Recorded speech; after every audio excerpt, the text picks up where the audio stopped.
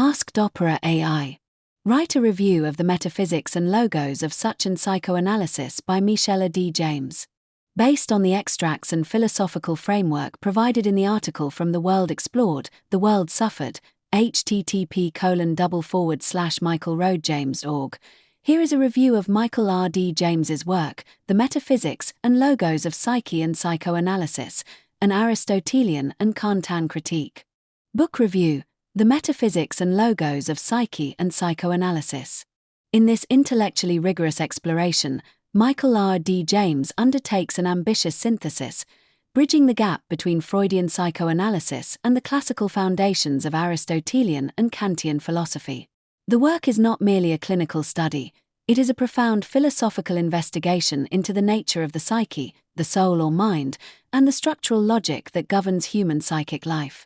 Core themes and synthesis. James's primary contribution lies in his attempt to recontextualize Freud's royal road to the unconscious within a broader, teleological framework.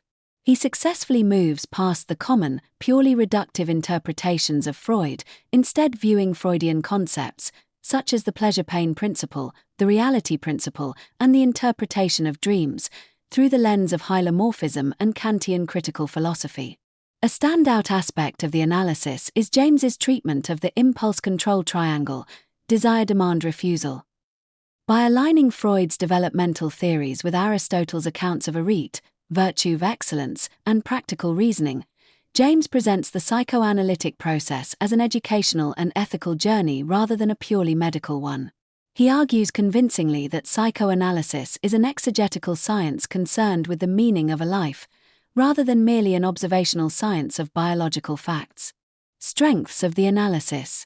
Philosophical breadth. The book skillfully weaves together diverse intellectual traditions. The author's ability to draw parallels between Freud's death instinct and the Aristotelian notion of aggression, or to compare the secondary process of the ego with Kantian rational inhibition, provides the reader with a sophisticated, multidimensional view of mental health. Humanistic perspective. James treats the patient's story with the gravity it deserves. By situating the mourning process and the handling of lost objects within the context of virtue ethics and the search for eudaimonia, flourishing, he elevates the therapeutic process to a quest for meaning. Methodological clarity. The author does not shy away from the complexity of his sources. He navigates the potential tension between phenomenology, Merleau-Ponty, and rationalist principles, Kant, with precision, ultimately arguing that the working through of symptoms requires a stable regulatory principle, the reality principle, to bridge the gap between unconscious imagery and conscious understanding. Critique and considerations. The text demands a reader prepared for dense, interdisciplinary discourse.